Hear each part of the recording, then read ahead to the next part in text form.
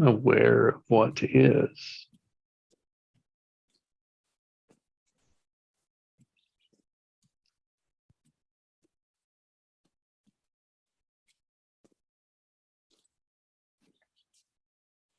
Observing it for just what it is. Uncharged.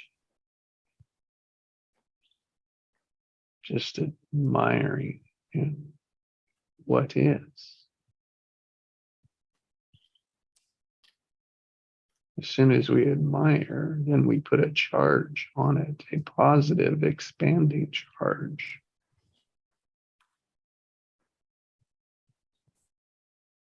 I did anyway. I put a charge on it when I said admiring what is.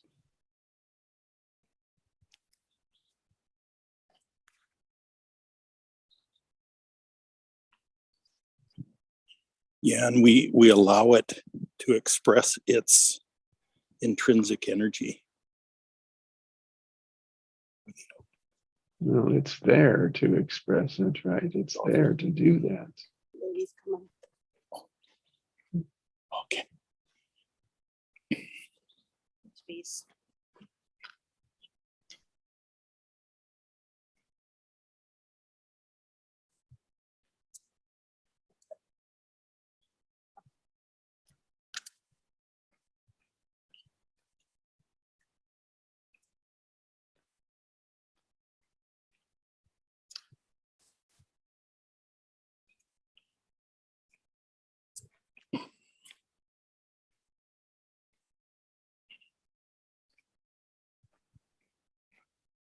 If you want to be with Maureen walking, you can do that, man.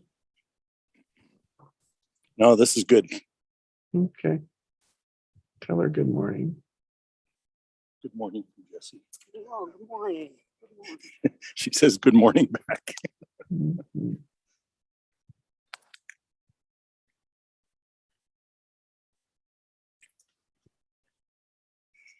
Yeah, the two of us are exploring some very interesting dynamics.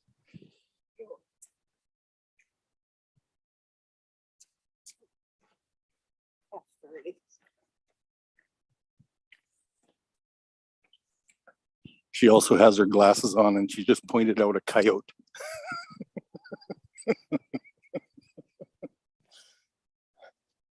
Which I can't see because I don't have my glasses. I'm gonna say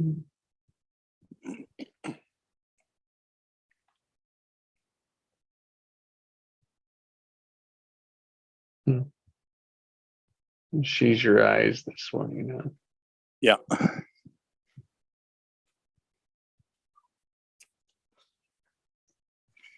But part of that dynamic is too that she's my eyes in another way, in other ways as well. Mhm.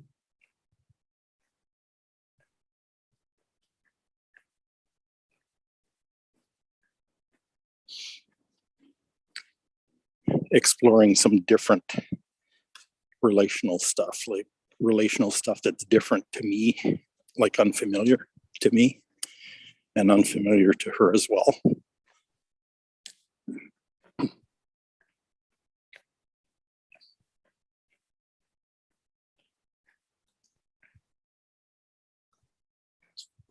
Number 3. Wonderful.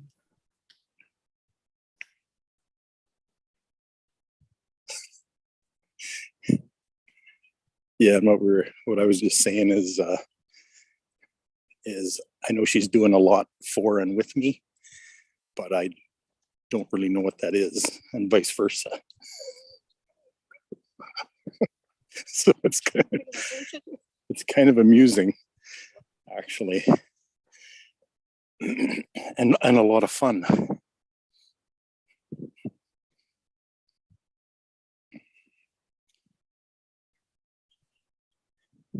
Great. Yeah, I haven't. Well, let's put it this way: relating to a female this way is very, very different for me.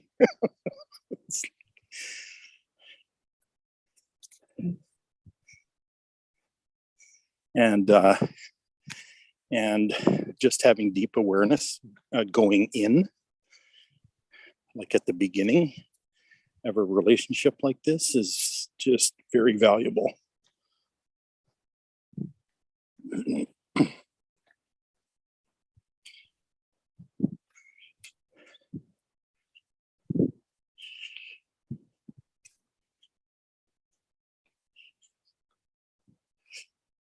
Because I'm going in looking for the gifts right from the beginning, like paying attention for them. Mm.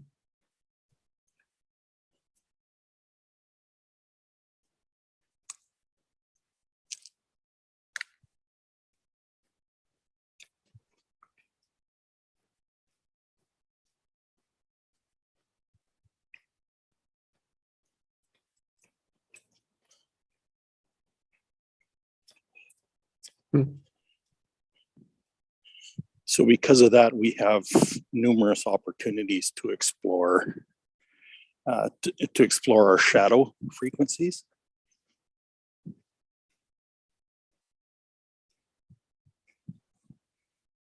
But not alone.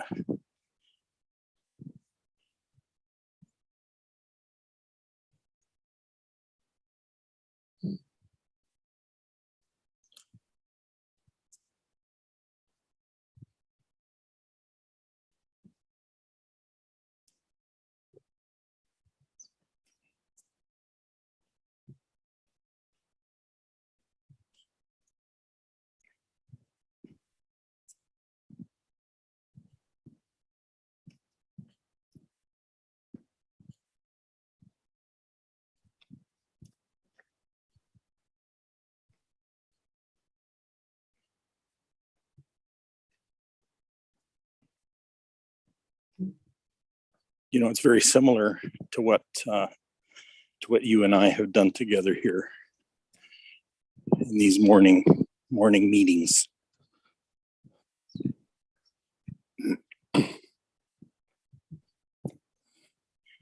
Genius combined. And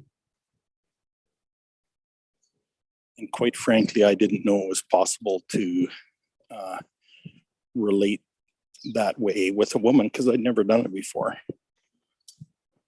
Mhm. So it's pretty obvious there's lots of learning going on here.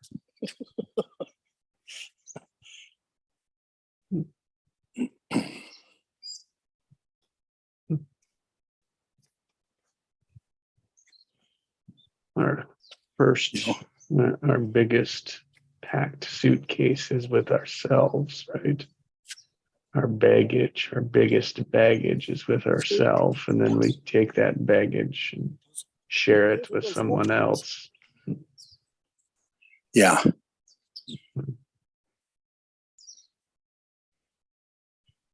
Or build it and then take it somewhere else. yeah. See, and in this case for me, both of us are aware of the baggage already, but we realize that it's not time to bring it out right now. First thing is about creating a relational reality around trust and respect, and that's internal for each of us, but it's also in combination too.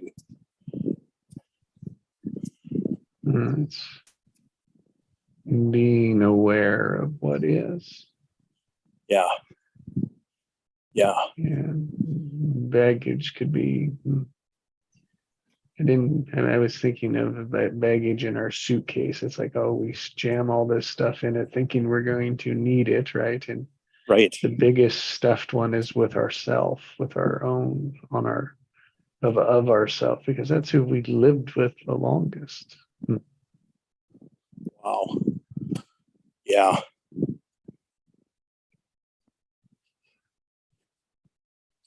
And of course, when line that out, right? When we work, and what I honor is that you've done that alone. Yeah. Yeah. And it's like that mm, that suitcase is no longer what it was. Well, up to this point, for me, it's been my suitcase and what I think I'm going to need. Mm, yeah. And it's been full of stuff. I've been packing it. Yes. Yeah. We all have. Yeah. It's all of us do that.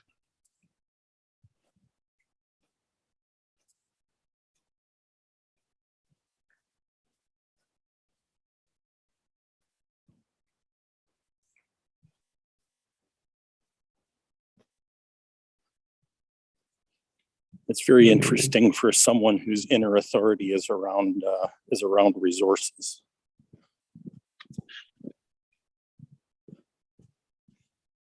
Mm.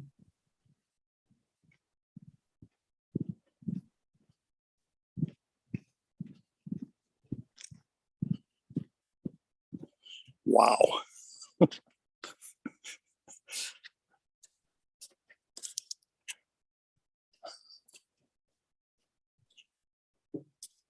It's already gotten 3 huge epiphanies today.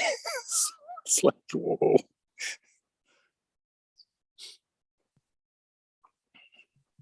Mm.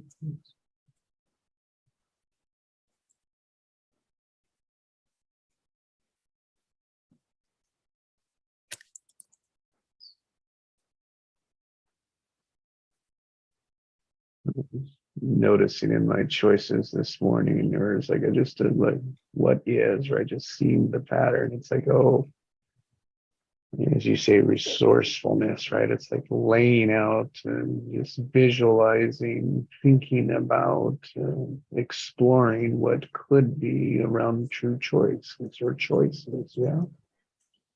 Yeah.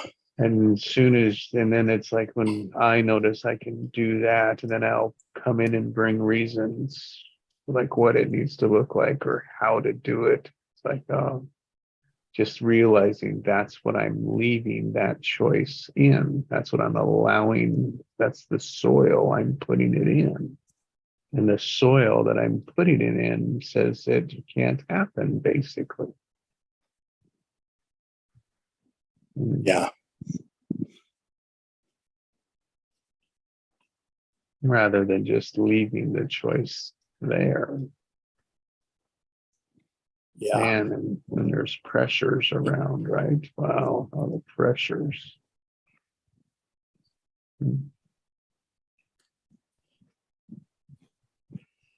Pressures have such an impact. It's like compressing the soil your seed is growing in. Yeah. And when that pressure is felt, it can be difficult to empty the suitcase, to even take anything out of it. Yeah, you got to open it. You've got pressure all the way around it. Yeah.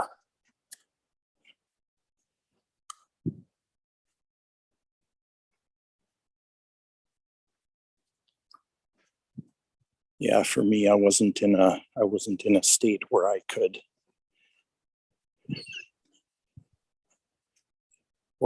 discern what things in that suitcase were going to be valuable.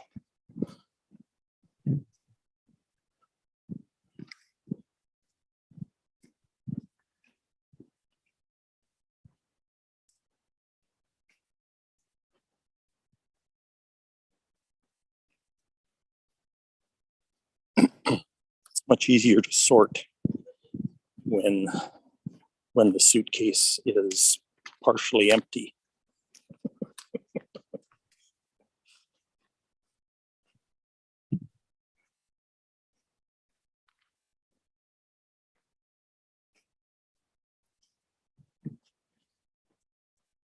One of these days, I'm going to choose to just dump it all out, start from scratch.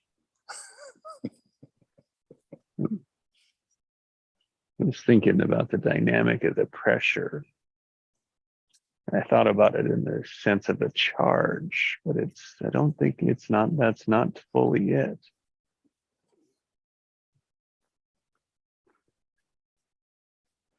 Yeah, Part of it. It's part of it.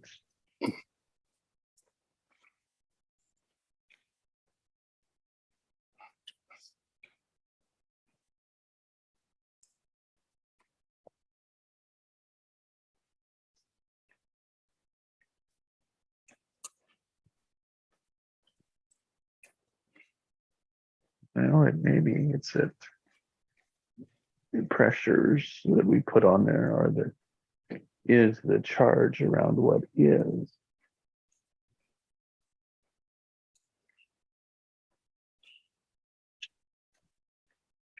Which all comes from that past suitcase. yeah, yeah. And our perception of that, the perception of current reality. Right? Which is all informed by what we have in our suitcase. Yeah, yeah, yeah, exactly. It's all referenced from inside there. In this case, I'll call it our baggage. Yeah, Just even saying baggage, I notice the charge it has on it, as it's a bad thing. But there's good baggage too. oh yeah.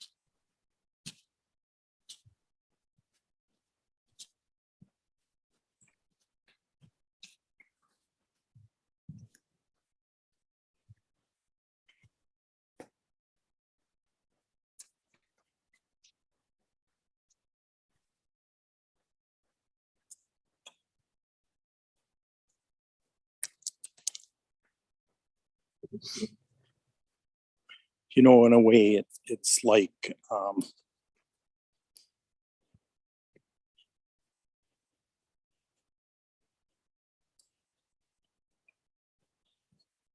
it's like sorting through the baggage and checking to see what still fits.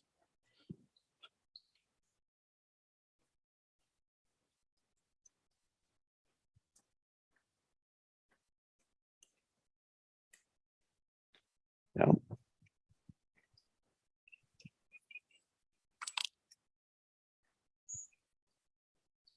For my new location. Yeah.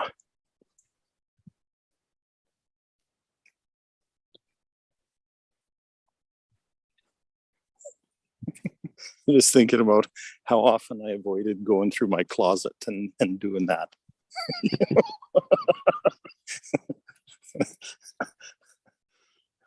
It charged me too. And my wife, when we do it, my wife does that. So she stays on that, and I've grown to appreciate it. Oh, But I still charges the hell out of me. yeah, yeah. Yeah, because truth be known, one day you got to sort out your own. You gotta, you gotta figure that out. You gotta, Yeah. you gotta trust your inner authority.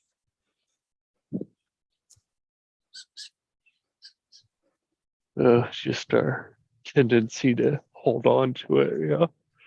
Yeah. All the stories around holding on to it. Yeah.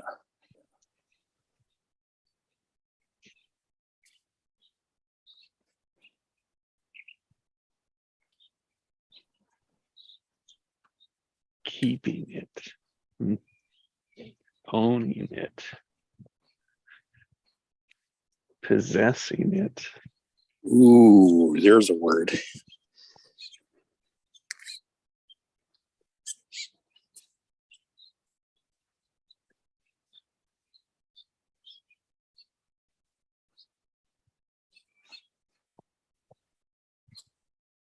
Yeah, ownership and possession. These are my things. You know, don't you dare sort out my things. Don't come into my space. But I avoid assorting my own. You know? Don't intrude on mine.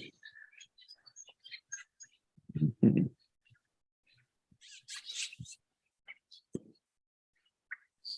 How is anyone else going to know what's meaningful to you?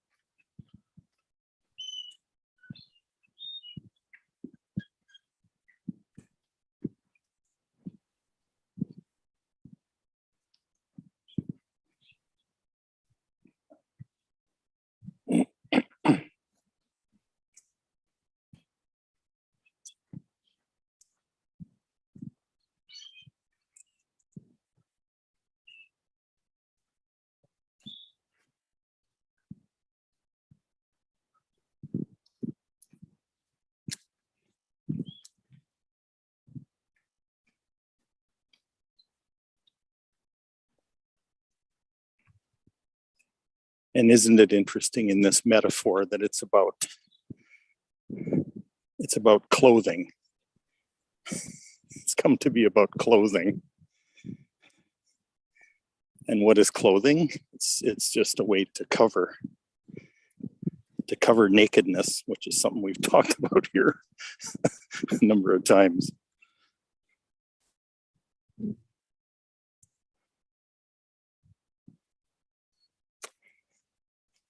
Yeah.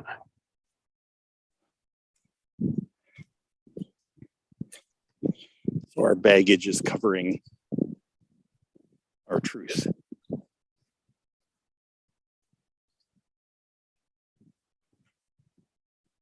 Covering being exposed. Yeah. But it also covers our expression to our detriment.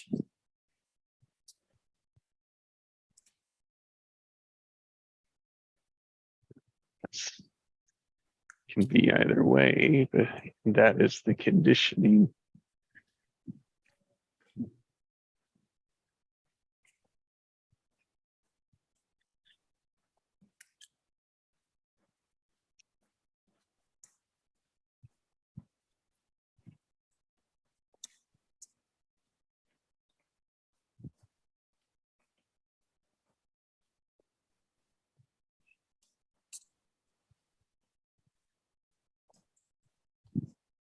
So is our clothing to avoid exposure, or is it to enhance our expansion?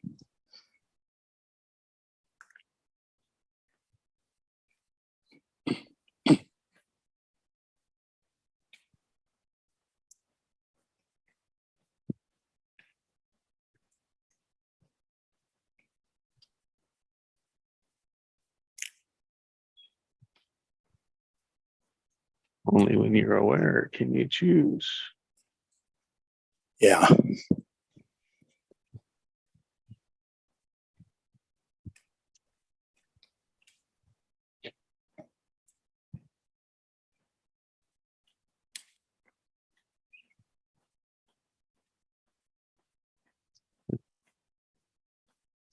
And only the ones that matter are in the suitcase anyway, right? Yeah. Yeah.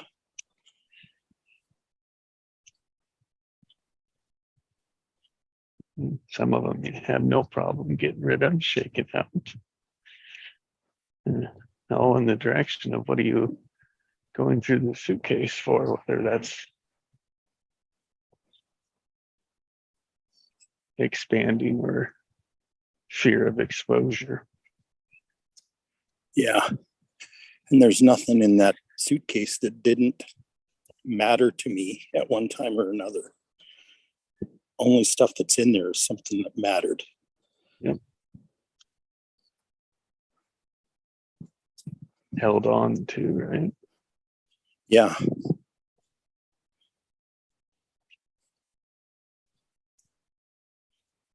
Yeah, it had a perceived value.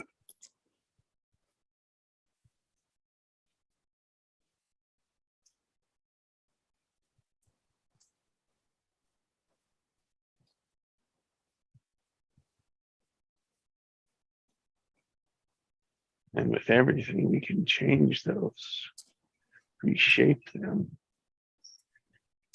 if we want to keep them.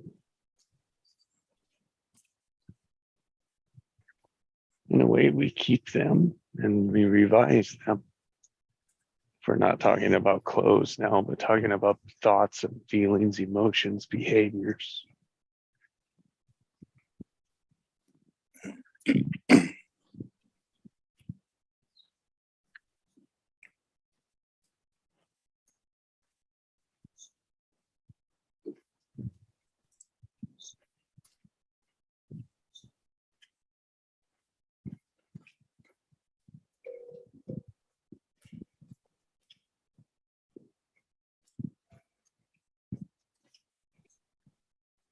What is in my suitcase?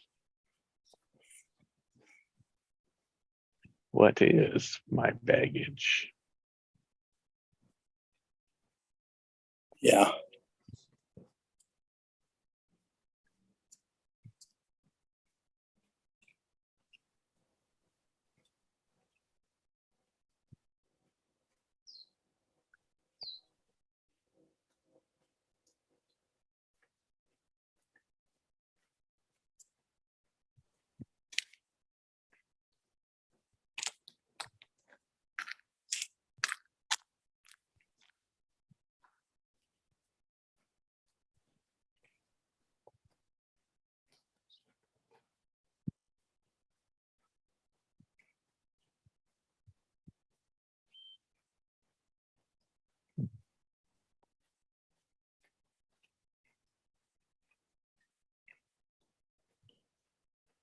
Realizing that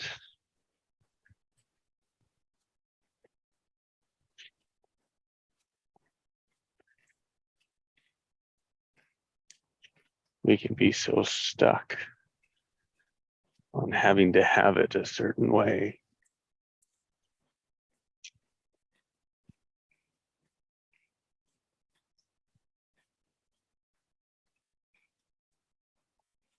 Yeah.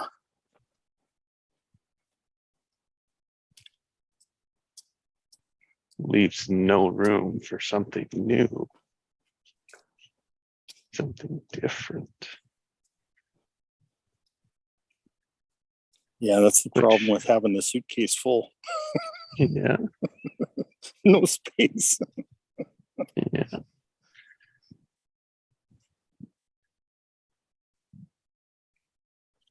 And it's so much easier, to just leave what's in there and do, oh, well, let me try something new. Let me take something out, put something new in.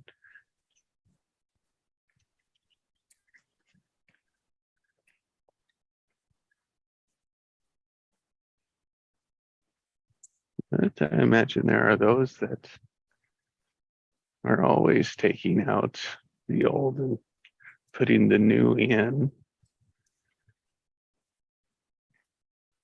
And that never changes things either. Yeah.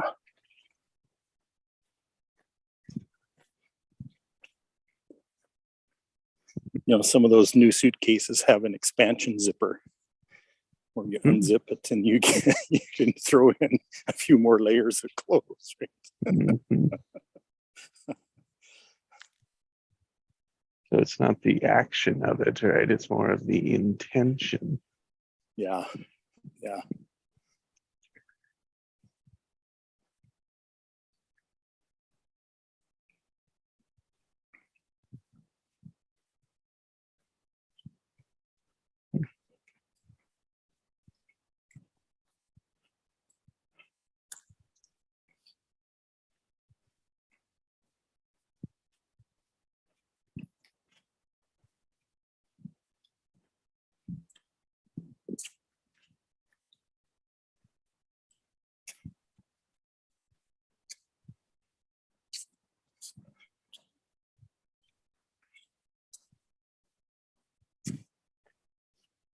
Does this keep me small or does this expand me? Yeah.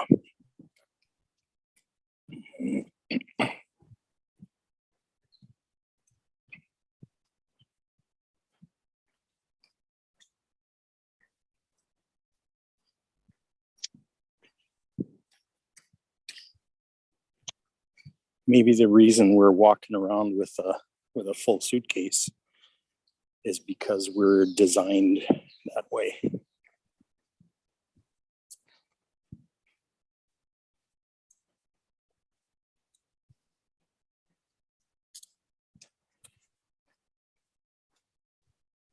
But what's in that suitcase?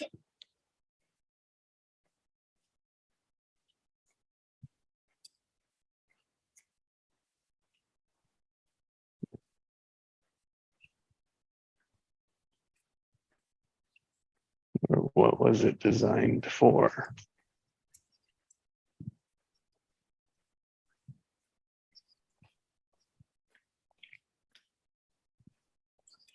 To operate from fullness?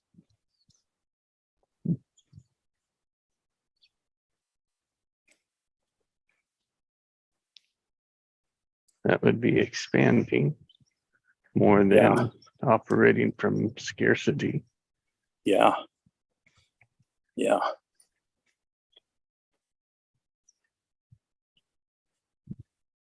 Yet our conditioning is to operate from scarcity.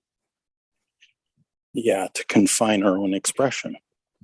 Mhm. To protect the exposure. Yeah.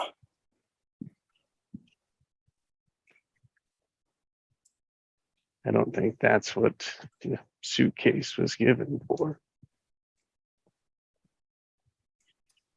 I think that's what we've molded it into.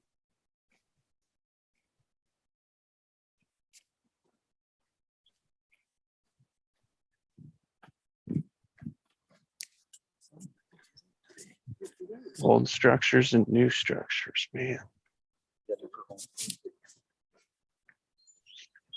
The old structures that don't support that expansion, that want to keep it restricted. Despite how better it would be once we cleaned it all out. It's just the unaware that it holding on to the way that it is. And that's, if you think of everyone holding on to the way that it is, that's what we're all doing. Yeah. Yeah. And we're encouraged to jam more baggage into the suitcase. Mhm. Which means to keep doing what it is that you're doing is what the encouragement is. Yeah. Yeah.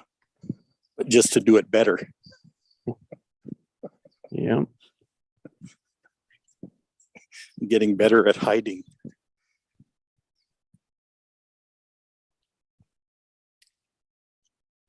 Getting more stuff.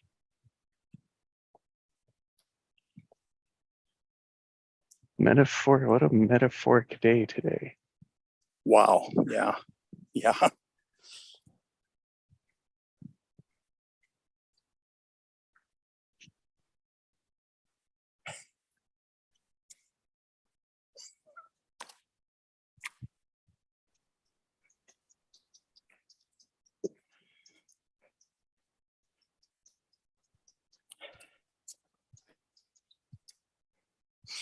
Yeah, this has been pretty juicy.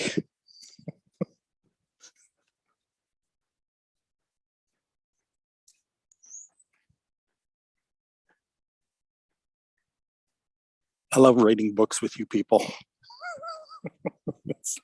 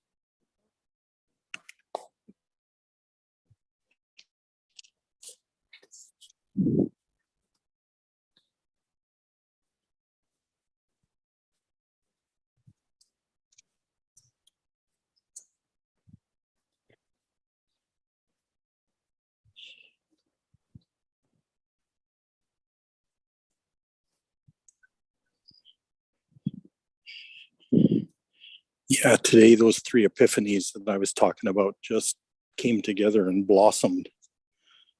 Oh my.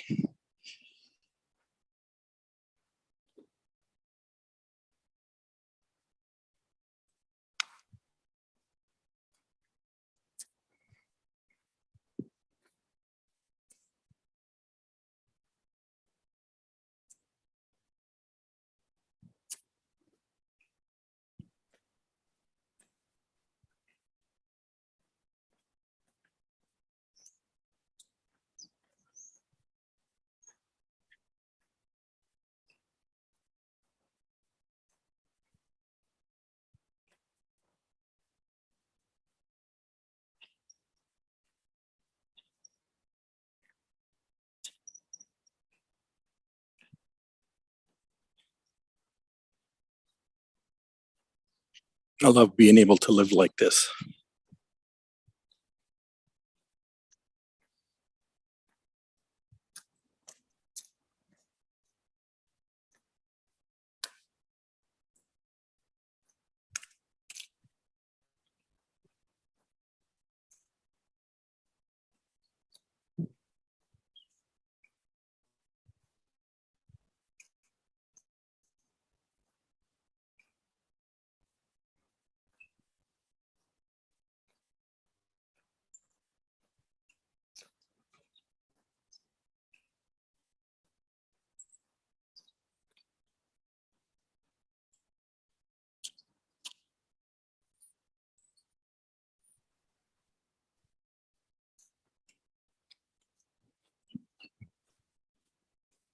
Yeah. Somebody can take that and use their baggage to make up whatever that means, just how you left it.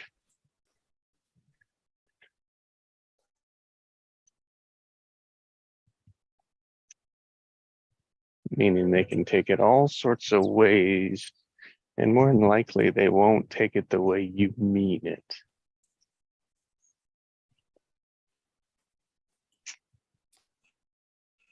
Doesn't matter.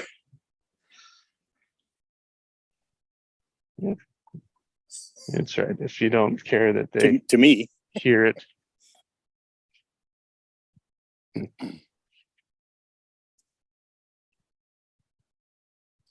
I just like living like this. My aim was to pull out what that meant from where it was to where it is. That would be of help for someone else.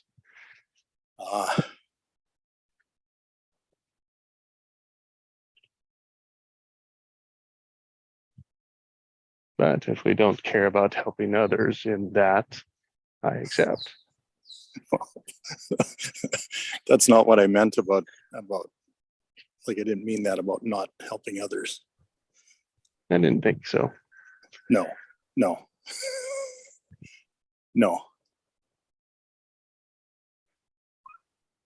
I heard the justifying the judger. I don't care if they judge me.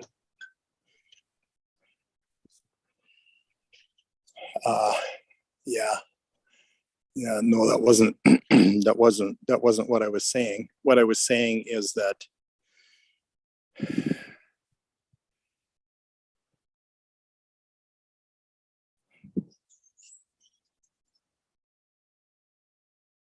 for me there's no value in censoring myself.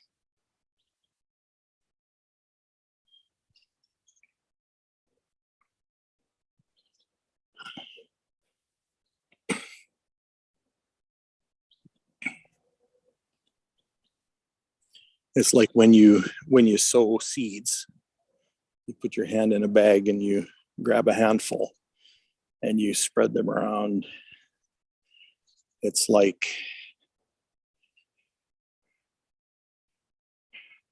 there's not a lot of discrimination that goes into that, other than that you want to spread them evenly as you might.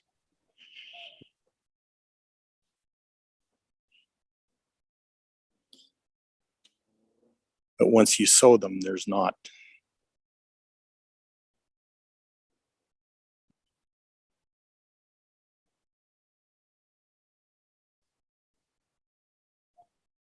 There's not a judgment about where they land or who they land on.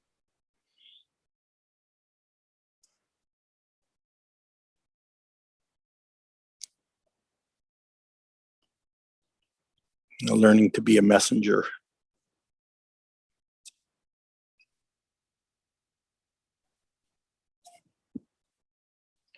Learning to be a channel.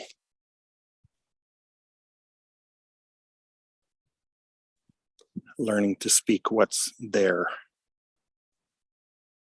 Speak out what appears. Speak out what comes to me.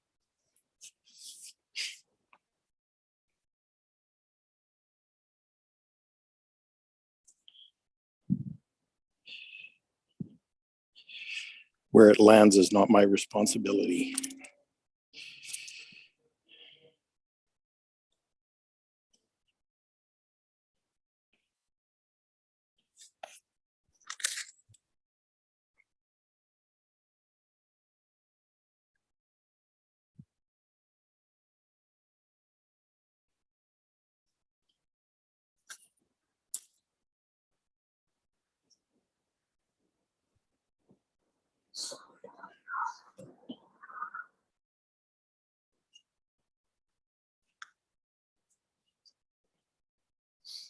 It's for me it's a separating of my identity from the messages I receive.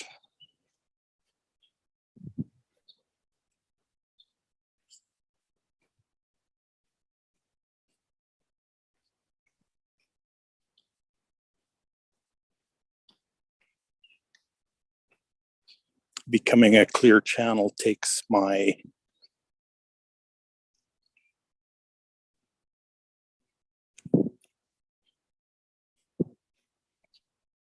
self-conscious out of the picture.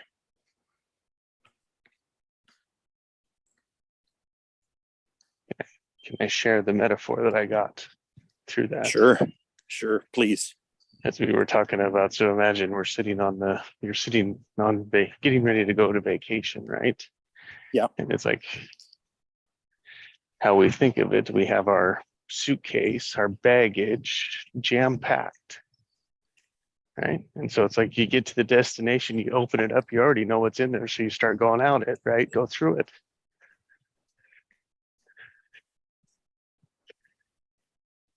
Versus where you said, I like living from here, this is what I am now, is that you have an empty suitcase, you open it up and wonder what is inside of it today. Yeah, because I didn't pack it. That's right. And there's like what you need is there. Yeah, Yeah. How could it be if it was empty though? And you keep going back to it and keep opening it up, and there's stuff, what you need is there, but it's not what you brought. Or not what you thought you brought. Mhm. That's difference.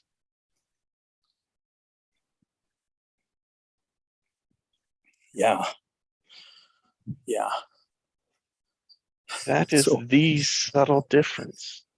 so you leave with an empty suitcase, but you trust that it's full. That's right.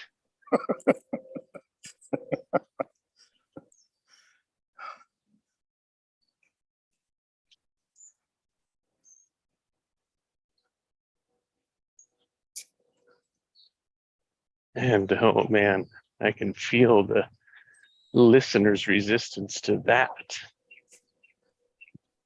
I can feel the charge to that. And that's just the charge of letting go of the old baggage, the old clothes, the old patterns. How would you know anything's going to get better without doing that? How do you know anything's going to be different without trying that? Right.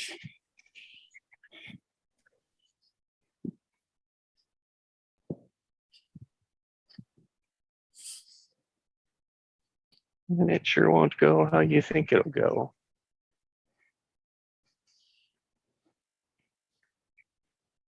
Yeah, and I'm getting this for me, that my super conscious chose to travel with an empty suitcase.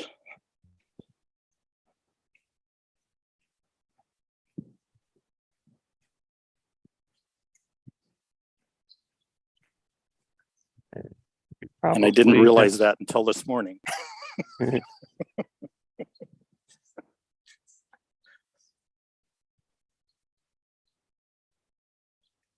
Probably it's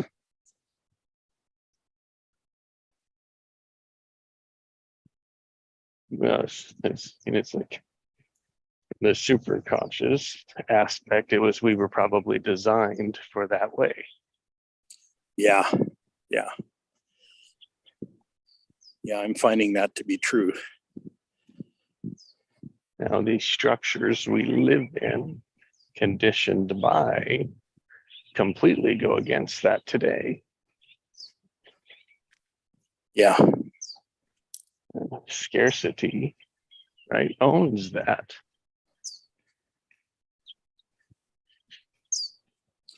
yeah. And fear. Yes. Jam packed, that's the pressures that are around the suitcase.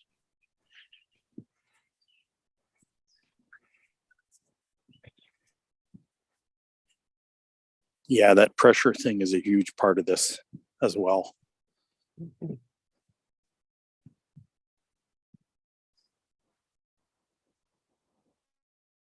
Pressure of the expectation. I expect it to be there when I open it, right? I expect it to look and be this way, use it for that, but then I want something to be different while I keep doing the same thing. Yeah, yeah.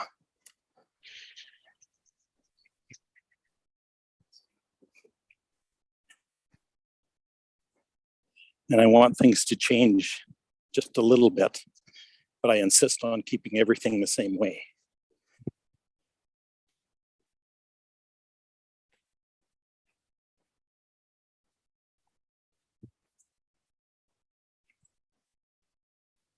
Thinking the good thing about it, it'll change for the better and it'll change for the worse. It's all temporary. Yeah, yeah. It's all the filter, it's all the sensory that's going into it.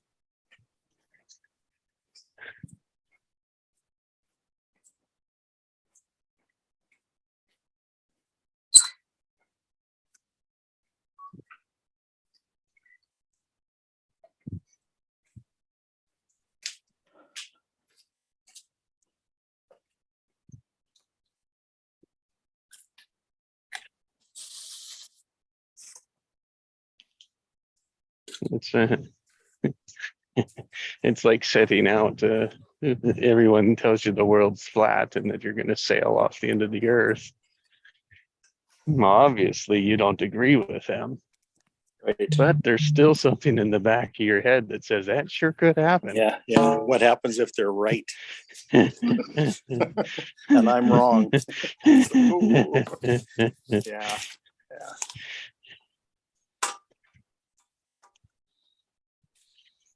That's why some Well, of we us are are living. adventurers. We're living proof of what happens, right? Right. Yeah. Yeah.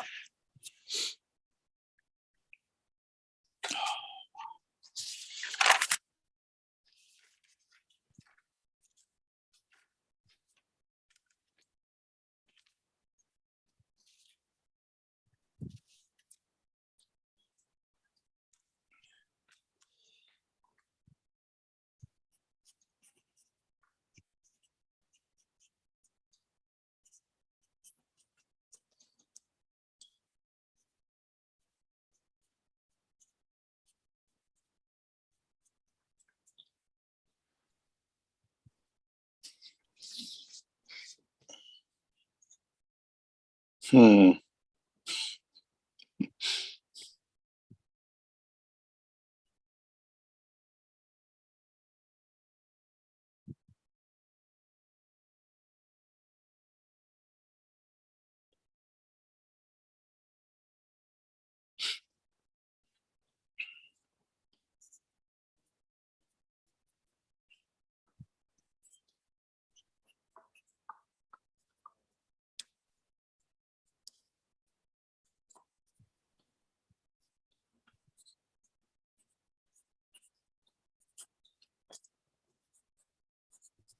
What's your word for the day? What's our words for the day? What's our choice? What's our phrases? What's our learning? Whatever we want.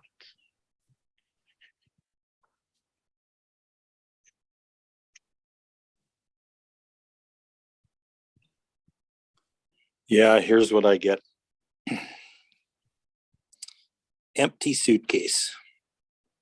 Hmm.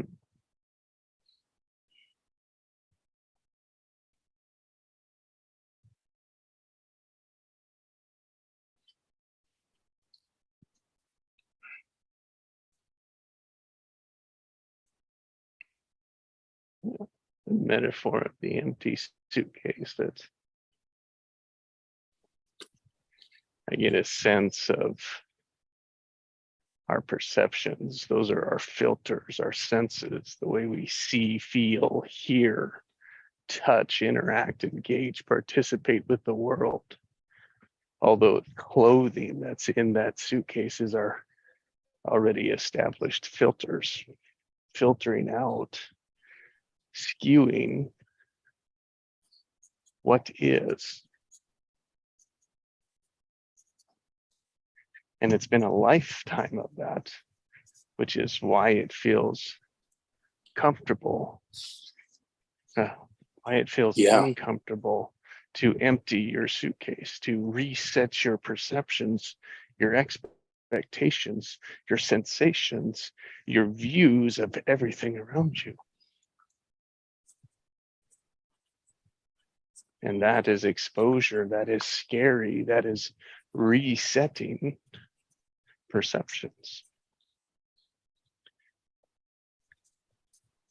The fear that we won't be able to anticipate, the fear we won't be able to cope.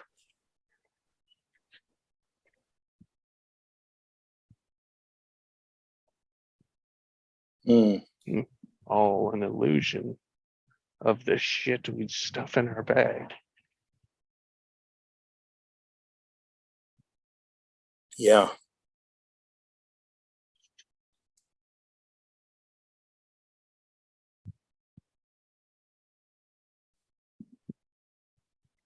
Not right or wrong with it, not from a judging what's in it, not from a proving or validating. It's just noticing that we do it without choice. That's what matters to be aware of. We're unaware we're doing it. We're unaware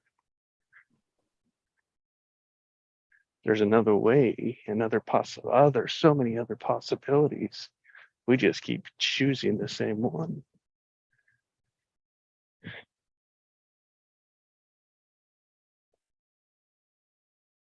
That's my version of it's so much better to live from that perspective of what is, to just be in curiosity of what it could be, rather than, oh, that's it, this is the way that is, based from my past baggage. Yeah. Yeah.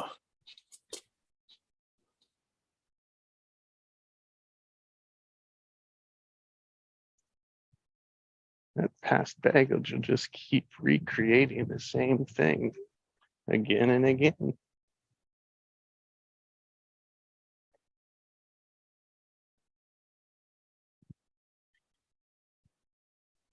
Yeah, it was very difficult for me to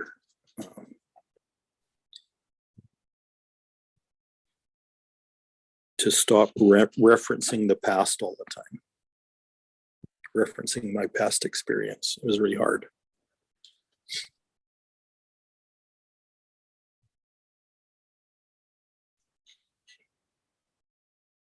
It was just so when your focus is on the past, what isn't there room for? Let's just assume, because it wasn't true, but let's just say all your focus was on the past. Yeah. What then isn't there room for?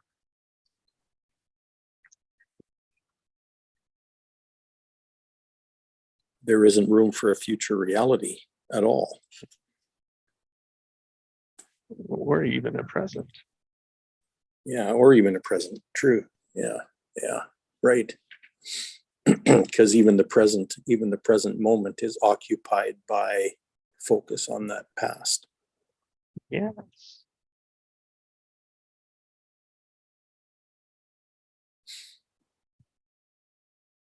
So I wondered when I was in hypnotherapy, I wondered why I had no problem picturing myself as a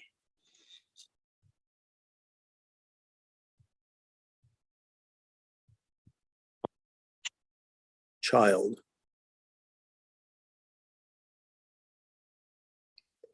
but I had a huge challenge with picturing my 90-year-old self.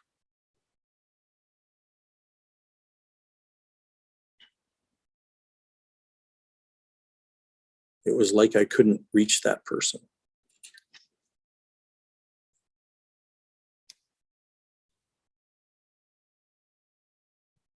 Which is what it was. Yeah. Yeah. That's the difference between fantasy and vision.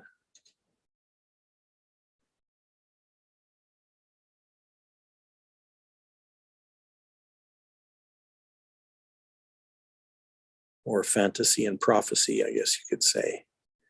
Fantasy wants to make the past better, wants to reach back there and make it better than it was.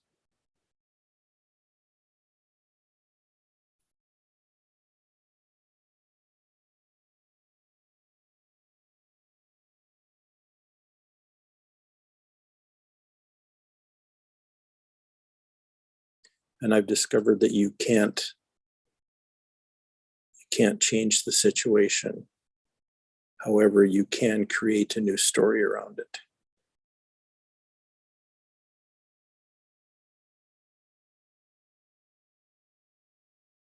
And as I learned to create a new story around my past and my experiences,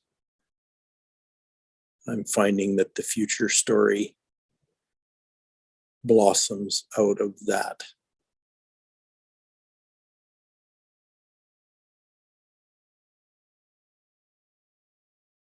It blossoms out of what could be, from a place of wonder.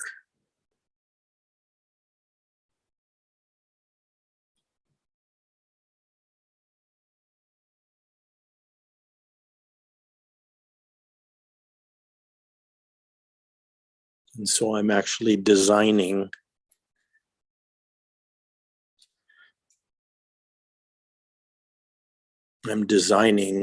the life that 90-year-old me is going to have. Wow.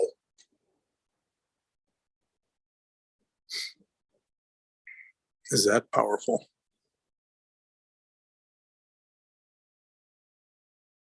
So much potential in that.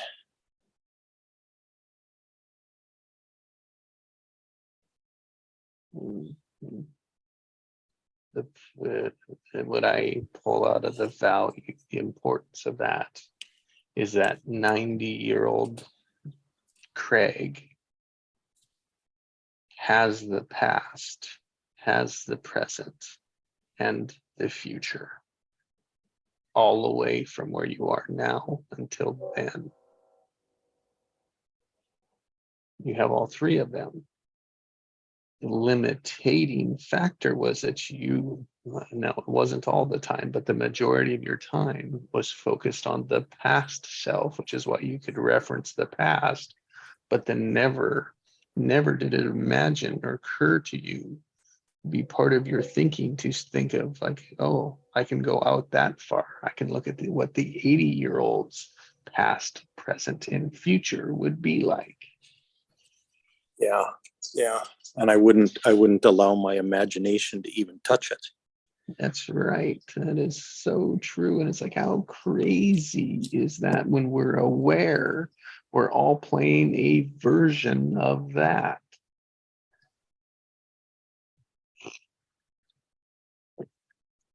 Everyone is playing a version of that, their unique version of that, whether it's always focused in the future, you know, whether it's always focused in the past, or whether it's right only in the moment. It appears that majority of the time we do one of them.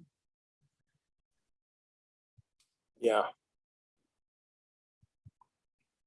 When it takes all three.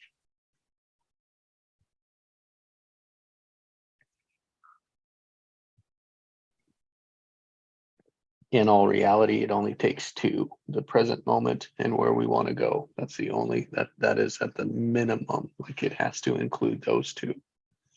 Well, there it is. Current reality and end result, right? Yep. Yeah. That is so if you're always focused on the past, you have no shot in hell.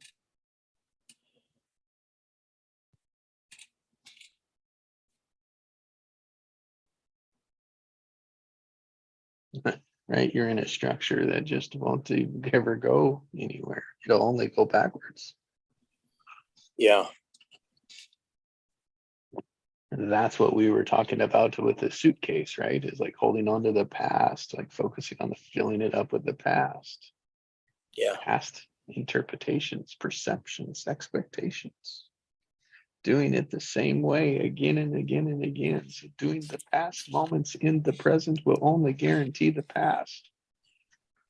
Yeah. Filling our suitcase with the clothes that fit now, when very soon we're going to be a different size and they aren't going to fit anyway.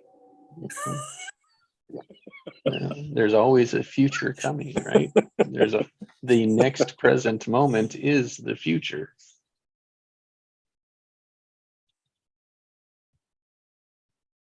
So the future always becomes the present will always become the past will never become the future. Yeah.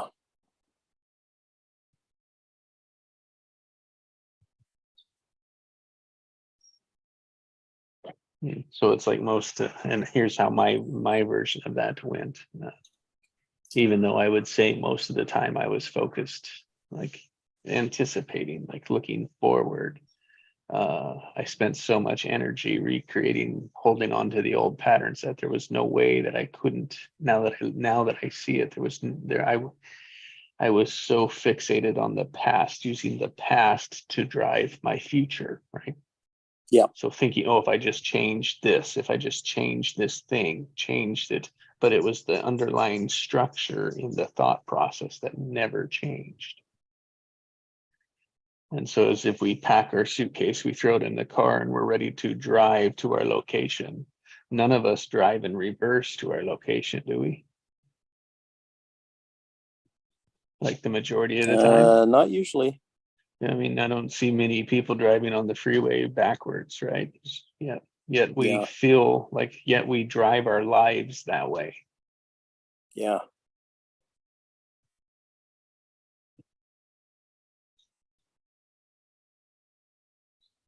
You know, well, another way we do it is we jump in the car, right? And you know, that little rear, we got the windshield there. The windshield lets us drive forward so much, but imagine that all of us are now driving backwards in reverse. Yeah. The only thing that would really work would be to use your mirrors. Yeah. So we get really good at that. Yeah. A severely limited perspective. And we work on it. We improve it, right? We improve the angle of the mirror. We might adjust it just a little bit, right? We'll turn our head every once in a while, right? You know, it's like, well, it's not very comfortable. Yeah. Yeah. It's funny. By God, you got that suitcase in the back too. I mean, you're taking that suitcase with you. Yeah.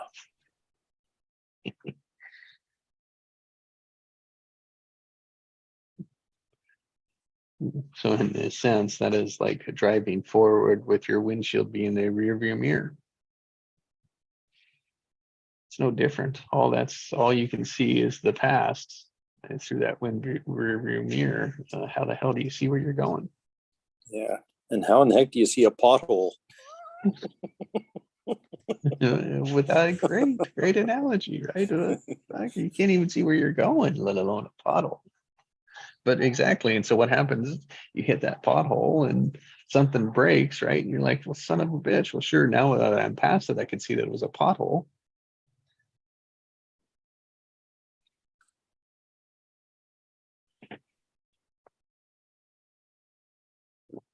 And it's like we're shooting stars that are looking back, we're looking from where we came from.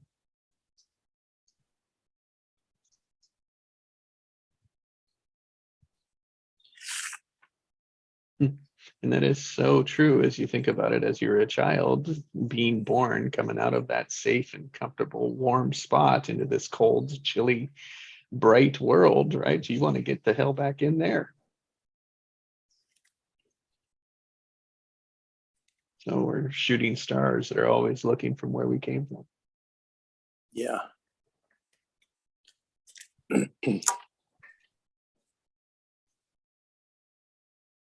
Rather than where we're going. Yeah. So learning this is actually a way of manipulating time. It sure is. How time affects us, how we interact with it. Probably a closer word to it is controlling it. Yeah. You know, and as much as we think we're doing it, right, controlling our life by the way we're doing it, that's not at all. Like, it's not at all what's happening.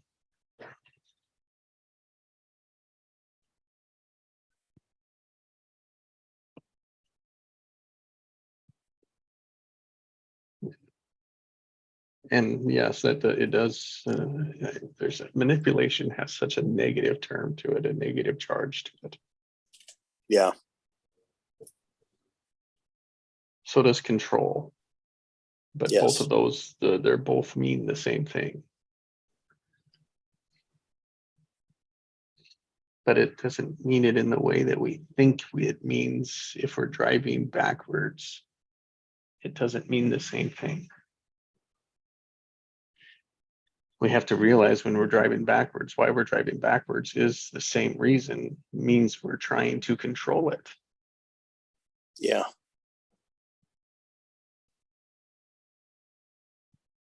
And we're driving, thinking the way to control it is the way we know how to do it.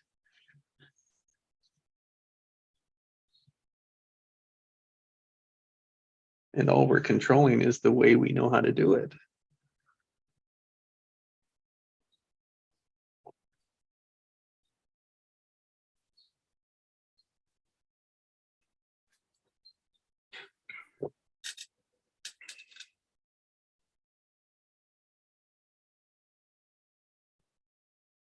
And then we truly ask, it's like, I mean, then we think we include, like, we think we work with the word could, we think we look for new ways to do it, right? New ways to live, think we're always constantly improving.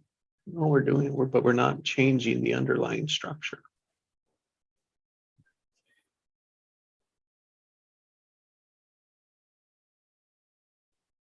Because that's the mind, right? The thinking mind is always changing it, changing the alternatives, right? It's always looking for new and more efficient, better ways to do it.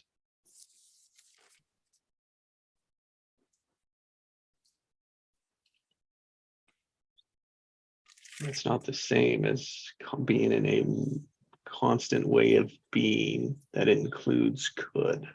How could this be different? How could this happen? Yeah. How could it happen differently? Mhm.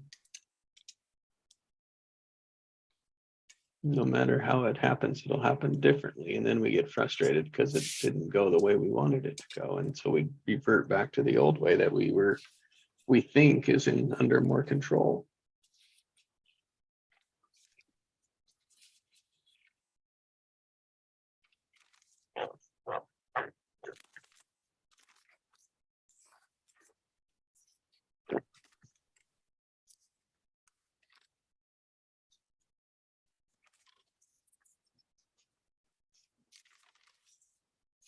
Mm.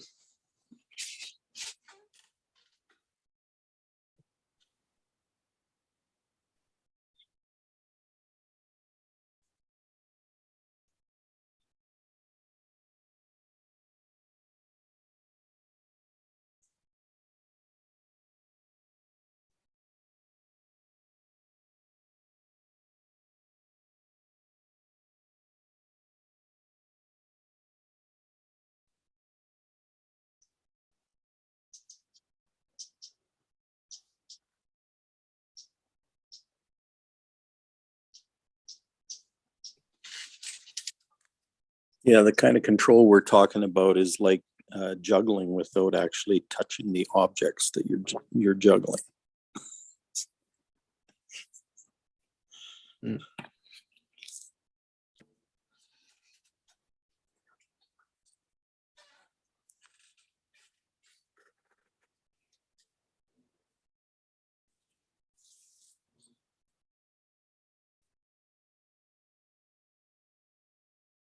That's easier if you've juggled before. Well, sorry.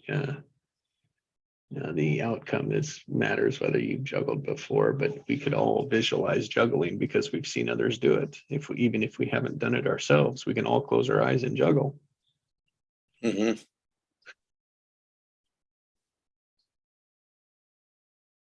I've tried juggling. I'm no good at it, right? But I can sure close my eyes and picture myself juggling. Yeah, yeah. I can picture myself from the past of what I looked like juggling, and then I can look to the future and I can see myself juggling 4 balls, 5 balls, 6 balls, right? Yeah, yeah. Not a problem. Effortlessly.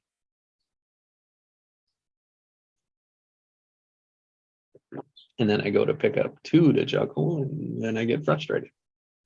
Yeah. And I put it down and then dream about juggling 6 of them. Even knives, actually, fire, that's really cool. I'll juggle that instead.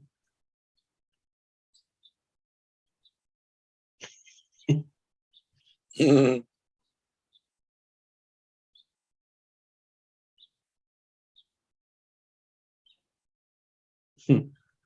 example.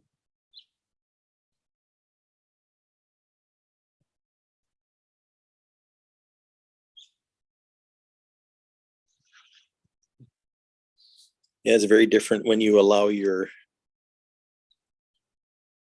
give permission to your imagination to actually pack your suitcase.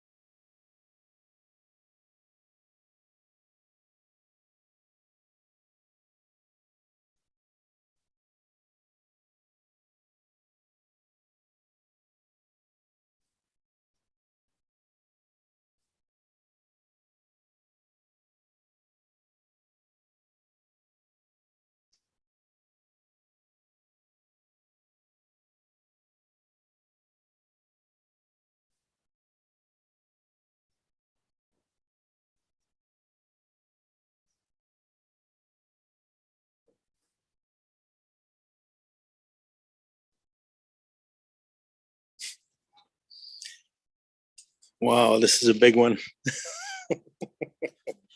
Oh, my.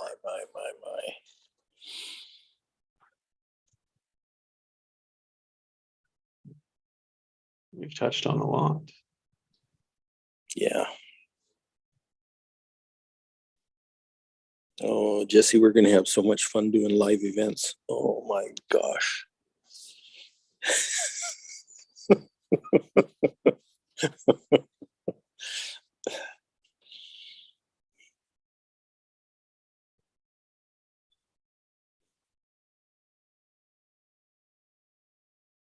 Touched on the awareness of time. Awareness, like it all key, the key to it all that I see is the awareness. Yeah. Being aware of what? Being aware of.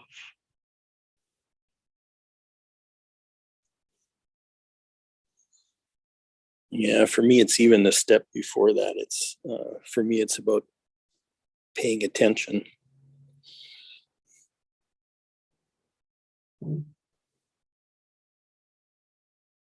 It's interesting. Give me that step before the aware, like what's the difference between those two steps? How is there a step before that is what I wonder.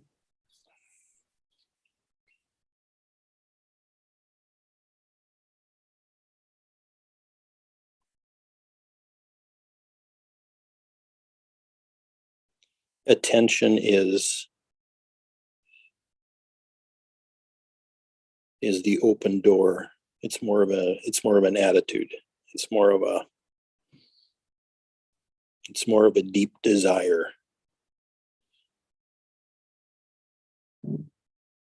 You know, it's a wanting to see something.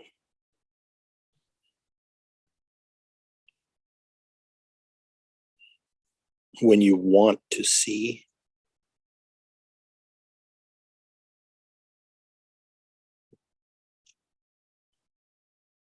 things show up.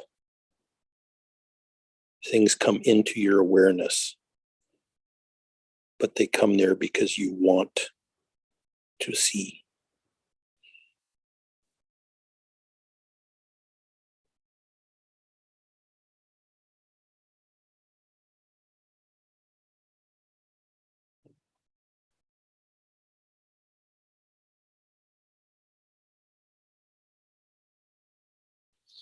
You know, the 4 core choices, I would put, I choose to pay attention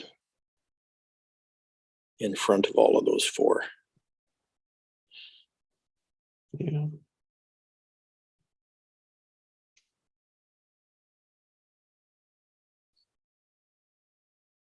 Or give. I choose to give attention. Yeah.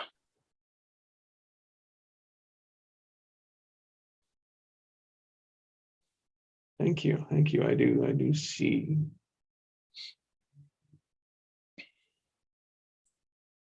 It was attention and intention, right? Yeah. Big connection for that. And awareness is much floppier.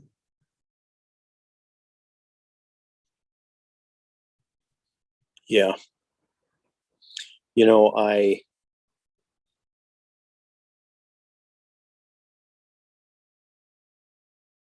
understand that the pain that showed up in my life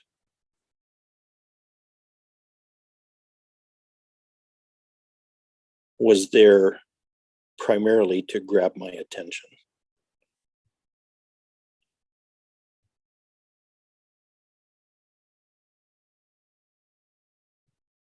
And it was very effective. Even when I didn't understand it, it was very effective.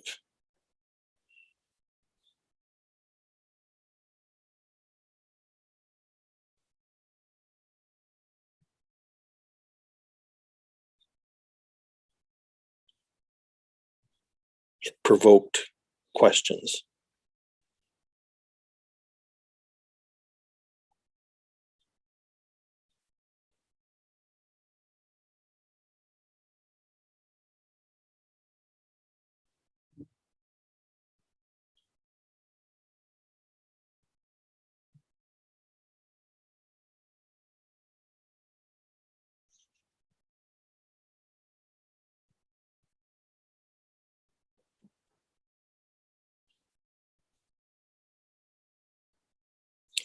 Like, to start with, why did this happen to me?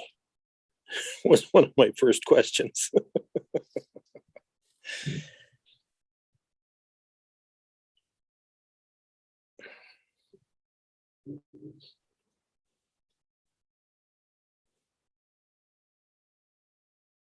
And it launched me on a quest for awareness.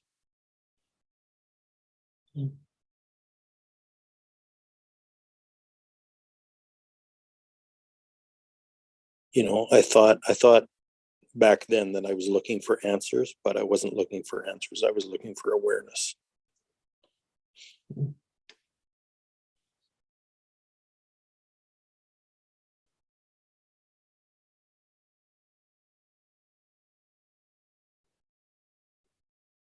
So instead of question leads to answer, it's question leads to awareness.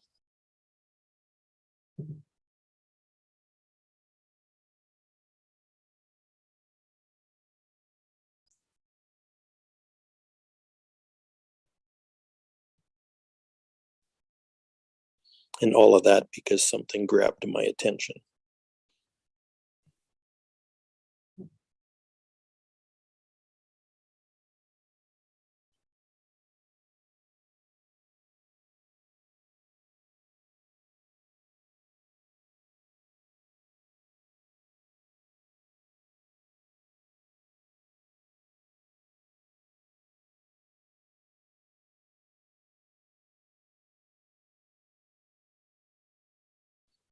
The wake up call.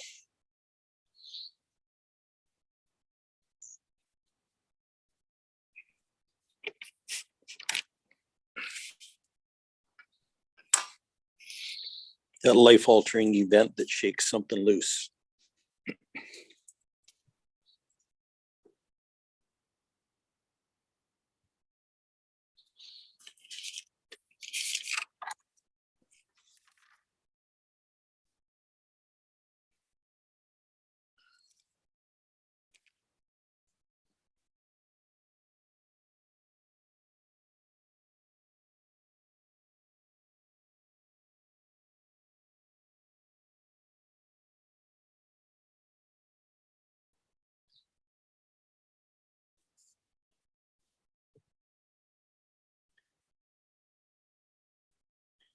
I made an unconscious choice to pay attention.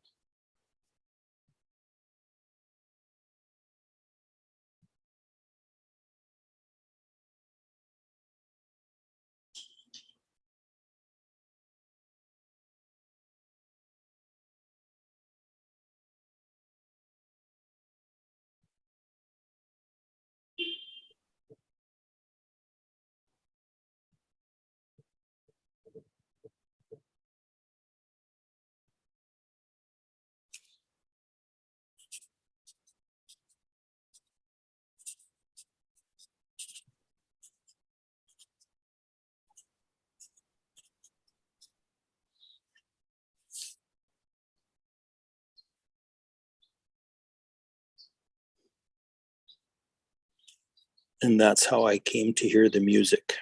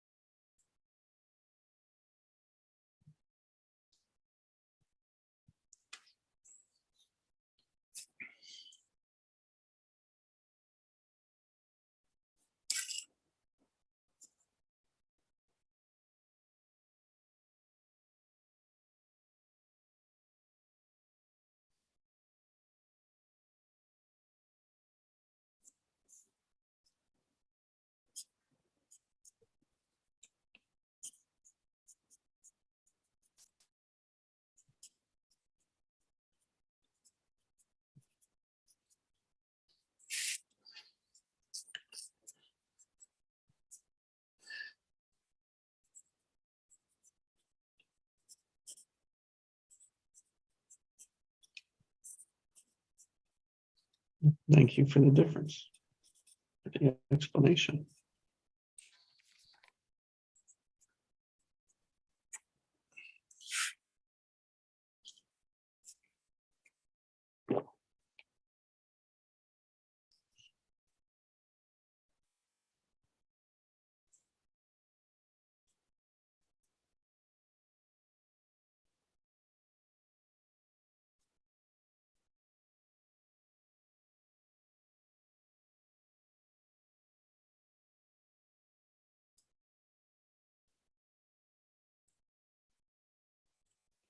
Yeah, and from the time I started contemplating that whole pay attention thing, the whole thing about attention, um,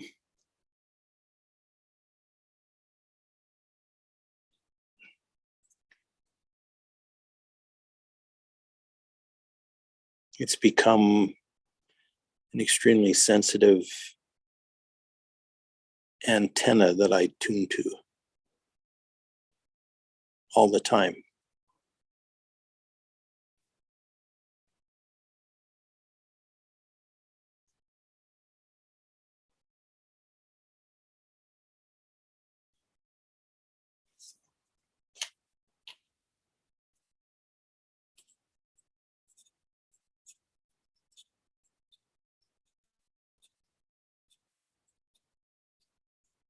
Beginning to notice things that have always been there, above the surface, below the surface.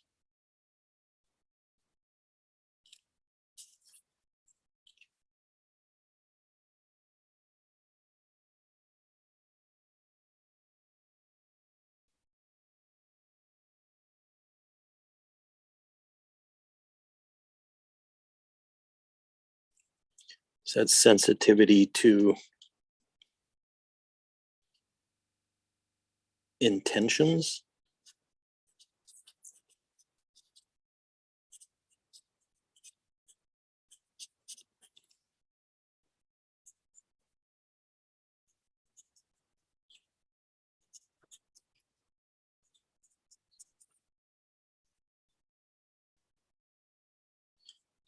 And on a even deeper level, it's sensitivity to energies.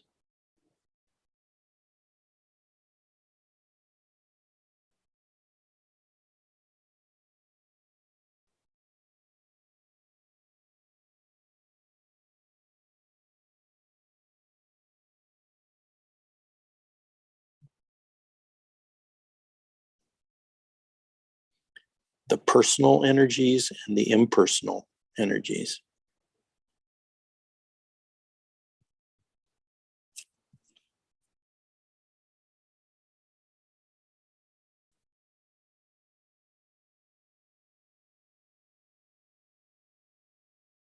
What are impersonal?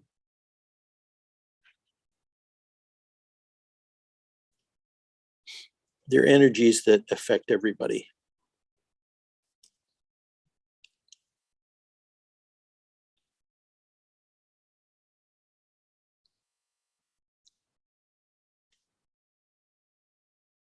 And energies that affect the whole cosmos.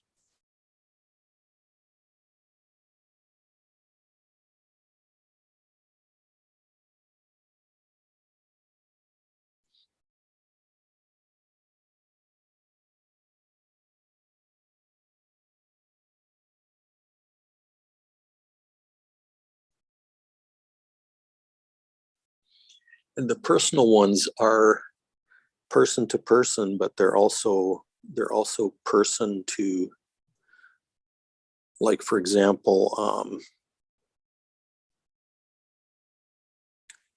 I've been exploring over the last few months my relationship to pain, how I relate to pain. And that would be a personal, one, personal energy. Yeah. Mhm. Because it's how I relate to it. Yeah. So it doesn't, so that includes person to person, but it also includes how this temporary individual actually relates to things.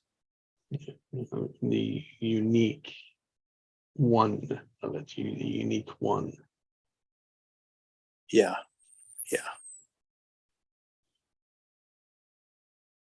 Yeah, how this uniqueness relates to something else.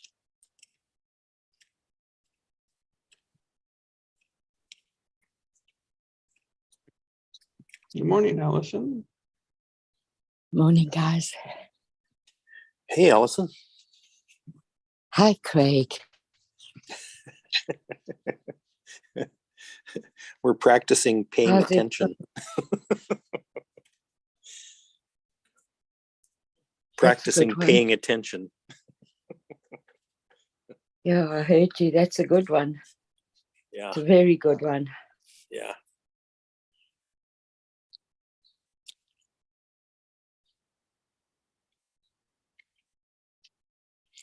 So without even being aware of it, I'm just saying that I've noticed that my being has been fine-tuning that attention and that sensitivity,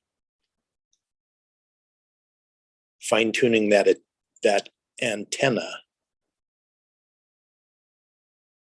that can sense and discern energy.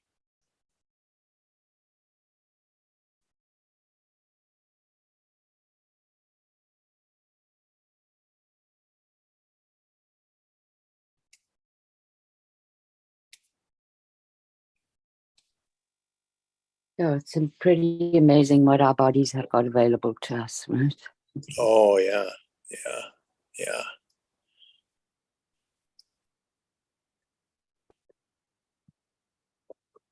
Yeah, this has been beyond fascinating for me. You know, just realizing that I can feel the moon and I know where it is. You know what I mean? And I know its energy right now because I've been paying attention.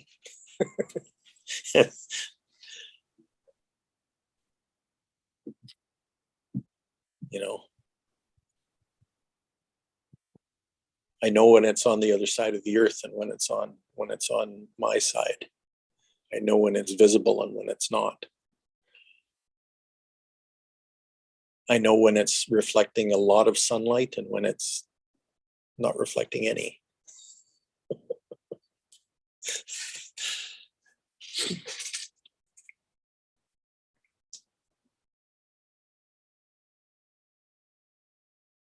And I don't have to check my ephemeris anymore.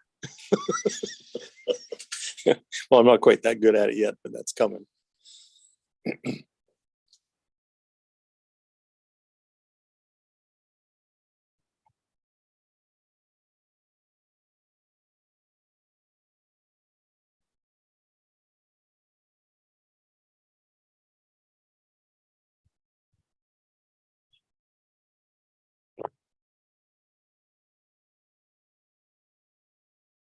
And learning this is a lot of fun for me.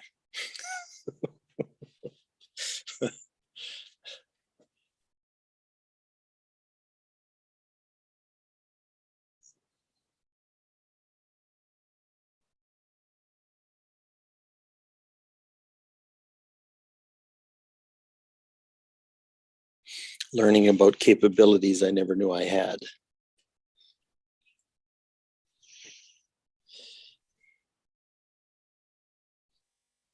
And realizing that every human being has these capabilities.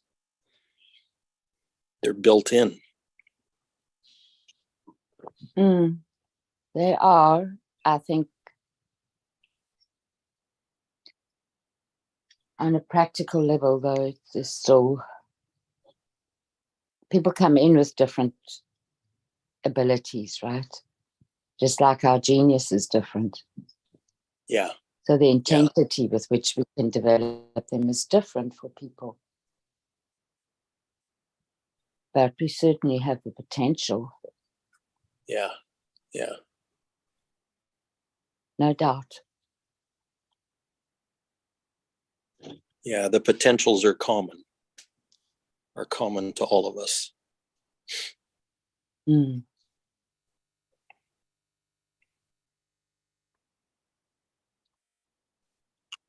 I mean, I just think as a woman, how out of touch I was with my body's cycles. Mm-hmm. I mean, when they were there, they were there.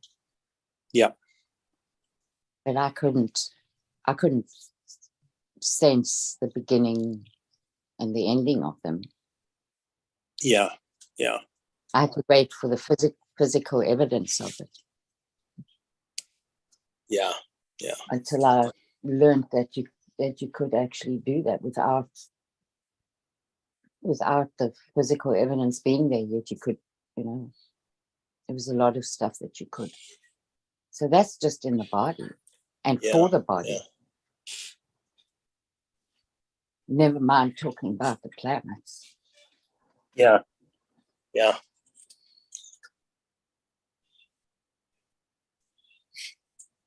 Well, and the truth I found is that that men have cycles too.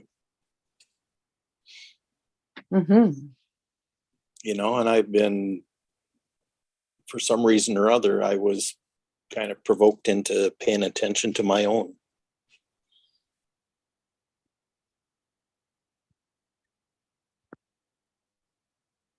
And that's been quite an adventure.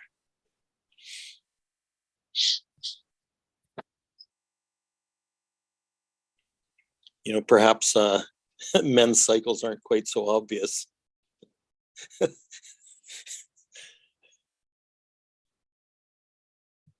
We don't have the physical signs. Yeah. Exactly. That's well, what I mean. We do. We just don't pay attention to them. They're not. Yeah. They're different.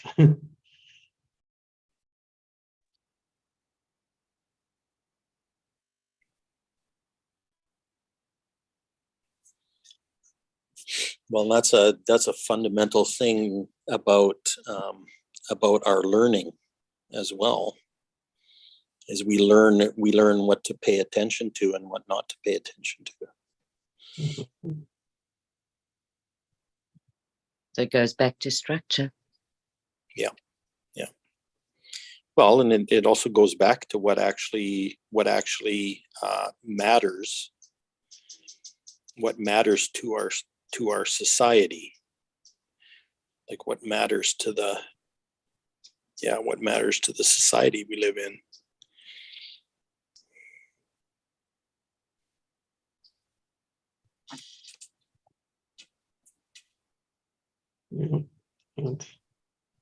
It's not important that the male child would learn how to pay attention to their cycles.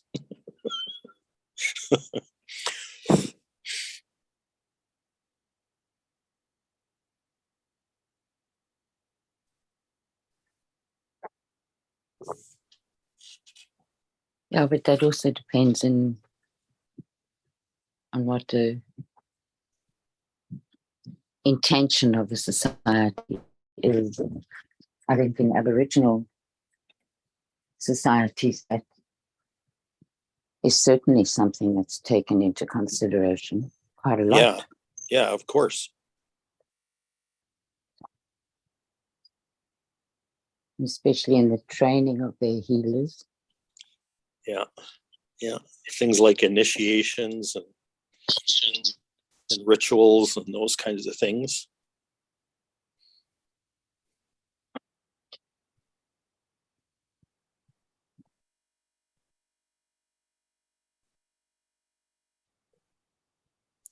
Those things have been largely lost in Western culture.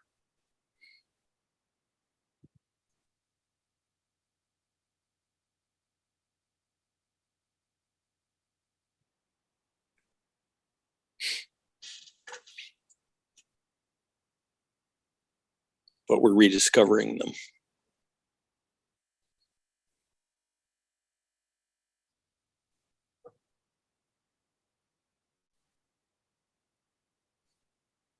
And the value of them.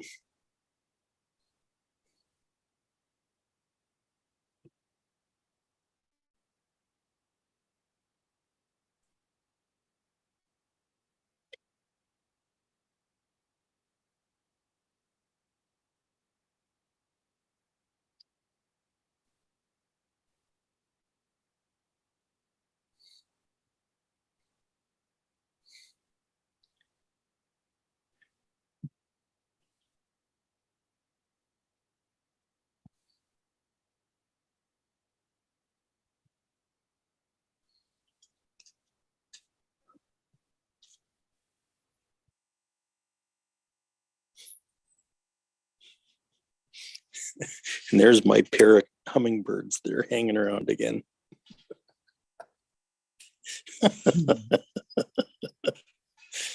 Uh,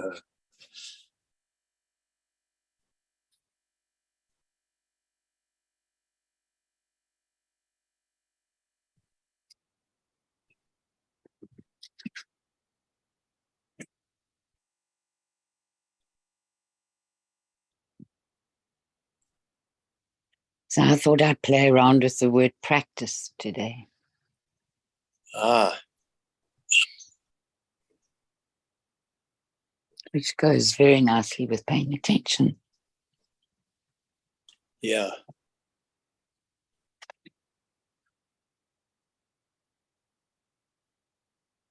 Paying close attention. That's what Yeah. I have to remind myself.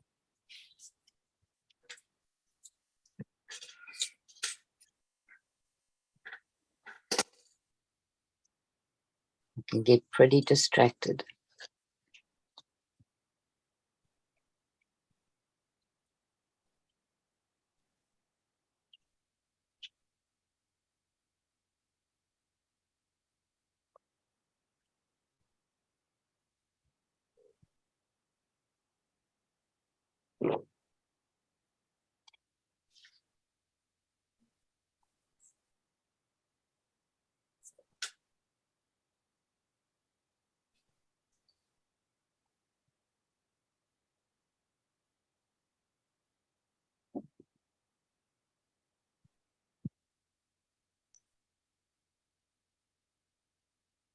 And the word practice also brings to memory for me going to a master class because this one pianist, because I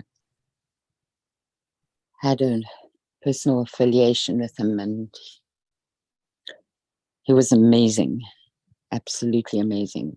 Anyway, so one of the first things that he started with was said, okay, asked in the audience who's a piano student. And then he asked, how many of you practice? Mm. And everybody put their hands up. And then he said, okay, first rule, no more practicing, only playing. Oh, brilliant man, that one. He was. Yeah, no He more really, practicing. really was. Yeah, only playing. Yeah, And yeah, he got that from both his parents. His parents were both musicians, very well recognized classical. yeah. And you could feel the whole group. There must have been about, I think, about 40 people in the audience.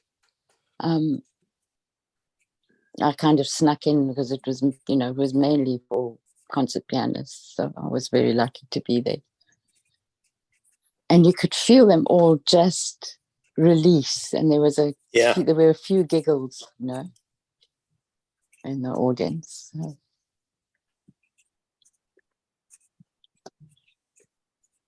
We were talking about pressures earlier, and pressures, you could just feel the difference between who's practicing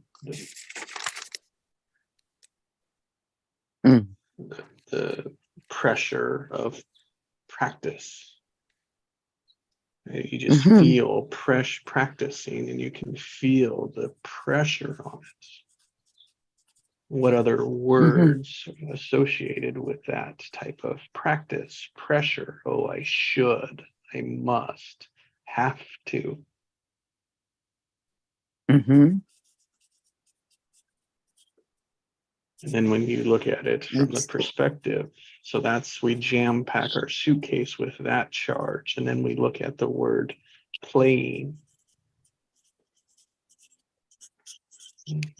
And it's just a release. A playing is releasing it. So when we want to be playing more in everything we do, releases that charge, that pressure.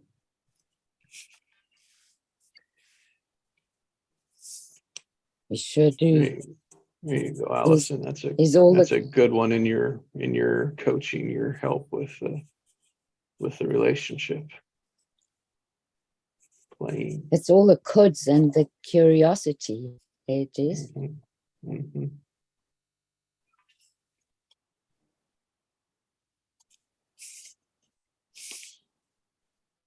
How could Leave I be space. playing? How could I be playing? Yeah. How could I be playing?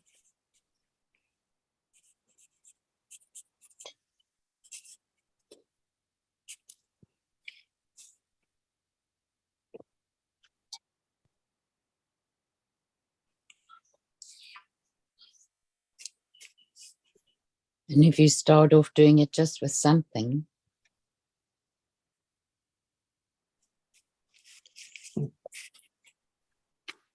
how that expands. Into everything. Mhm.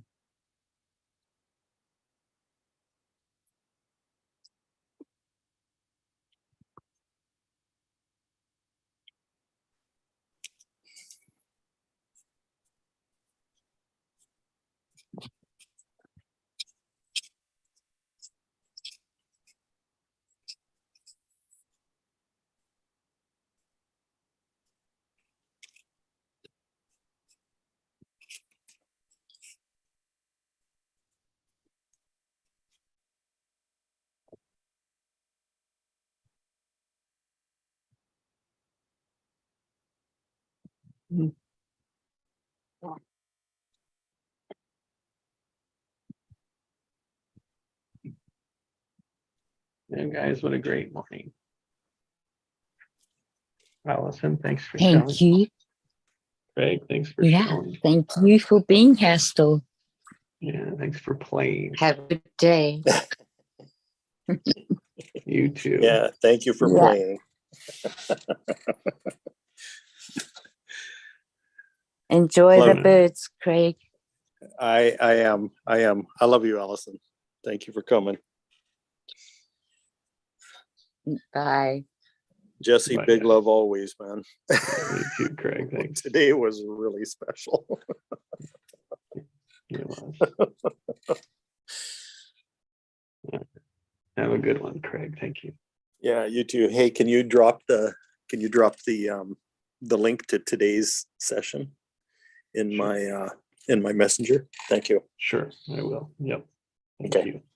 Yep. Bye. Have a great day. You too.